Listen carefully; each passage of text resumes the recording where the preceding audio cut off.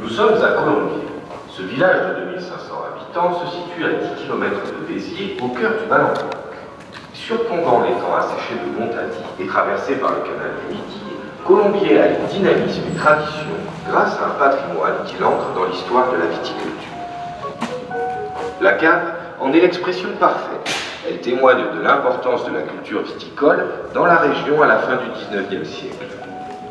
Pour comprendre cet ancrage dans l'histoire viticole, il faut appréhender la situation de Colombier, qui, au cœur du Biterrois, est un point de convergence protégé par les derniers contreforts des Cévennes et la mer.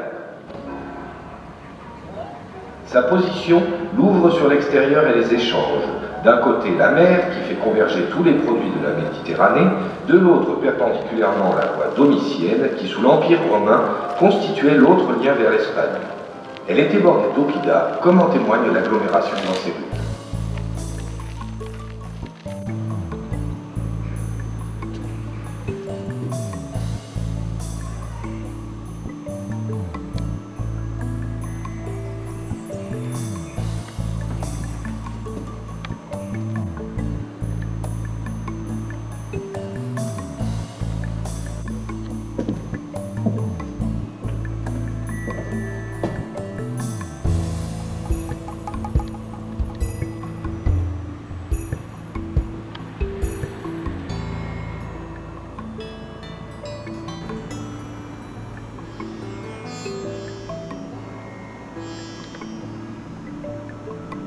Une amphore réputée, la Gauloise 4, est sans doute née à Béziers vers les années 60 de notre ère.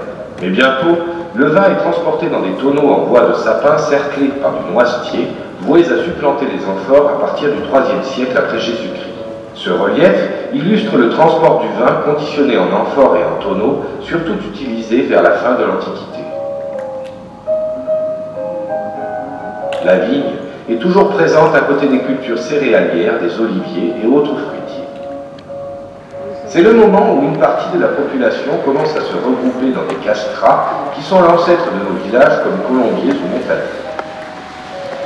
C'est en 1248 qu'est signée la charte d'assèchement de l'étang, alors dénommée Colombier-Montady. Il s'agit en effet d'anciens marécages que le seigneur de Colombier, s'associant avec les propriétaires, décide de drainer et de cultiver selon cette forme, qui est due à un important et ingénieux réseau de canaux d'évacuation des eaux, disposés comme les rayons d'une roue de bicyclette.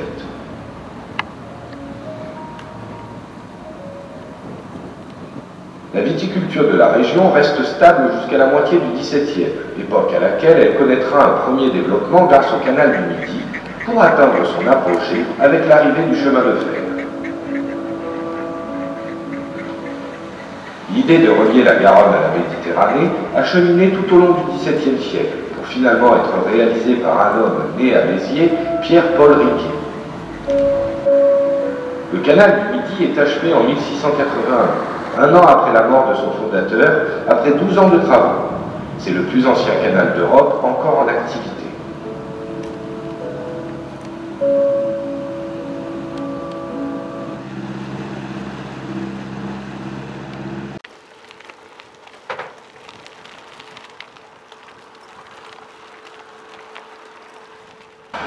Cette complémentarité entre voies fluviales et ferrées pour le transport du vin se manifeste au Malpasse.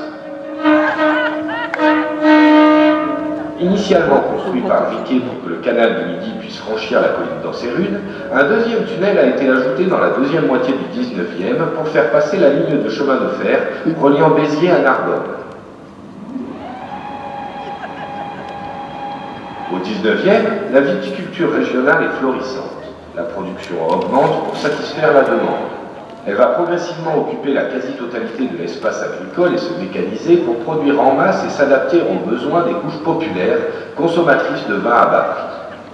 C'est ce qu'on appelle le vin de soif, servant à désaltérer les nombreux ouvriers de la révolution industrielle.